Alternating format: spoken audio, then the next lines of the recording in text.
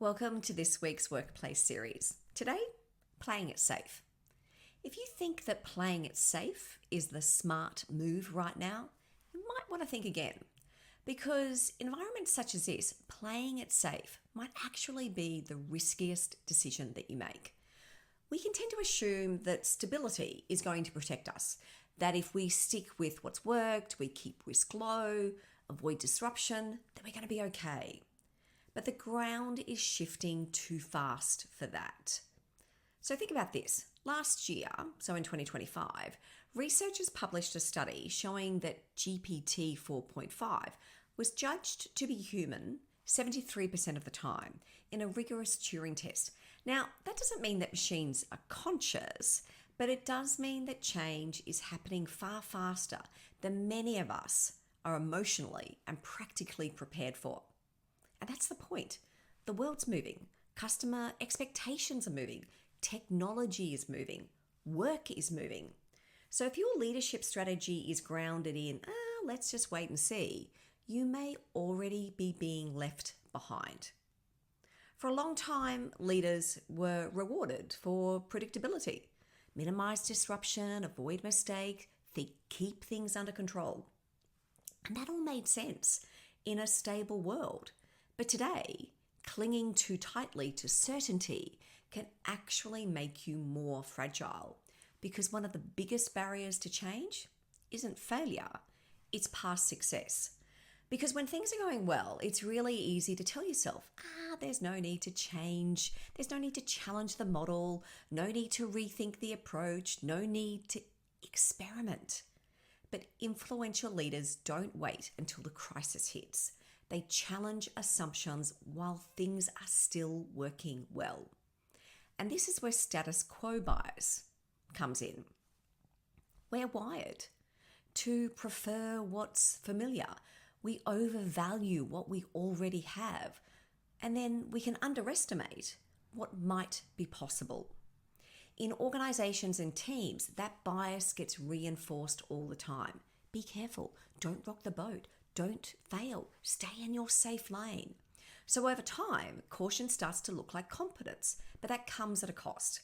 Look at Kodak. They invented the digital camera back in 1975. They actually saw the future, but they were so worried about damaging their existing film business that they did not move fast enough. Their attempt to preserve stability actually helped create their own downfall. And that's the trap. Sometimes what feels safe in the moment creates the biggest risk over time. So there's a cost in all of this.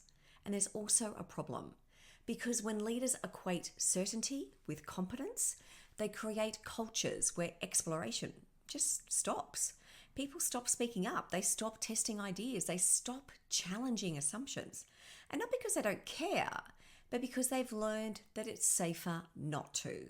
And when that happens, teams don't just lose innovation, they lose energy, lose focus, withdraw, disengage, because certainty, when it's overdone, isn't creating confidence, it's creating that passivity. And that's a powerful question for all of us right now. Are you rewarding certainty or rewarding curiosity? So what does smart risk-taking look like? Because taking risks doesn't mean being reckless. It's not about bold moves just for the sake of making a bold move. It's not gambling. Wise risk-taking is strategic. It asks, what's the upside if we do this? What's the cost if we don't? And that's a very different conversation. Take Adobe. When Adobe shifted from boxed software to a subscription model, a lot of people questioned it. But that move at the time made the business more agile, more responsive to customers, and better positioned for the future it was then facing. So all of this, it can be uncomfortable for us, because it can be, when things are uncertain, it can feel smart to do the thing that feels easy. But there's a leadership challenge, and that starts with self-leadership, because if you can't regulate your own discomfort, you're going to struggle to help lead your team and your colleagues through that uncertainty. So you need the ability to stay steady without becoming too rigid, to be thoughtful without becoming paralyzed to face ambiguity without rushing to what feels familiar. That's the real work. And it also means paying attention to those slow burning risks that can sit inside your culture.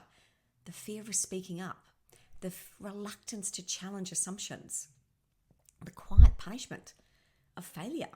Those risks rarely show up on your formal risk register, but they can hollow out your organization from the inside.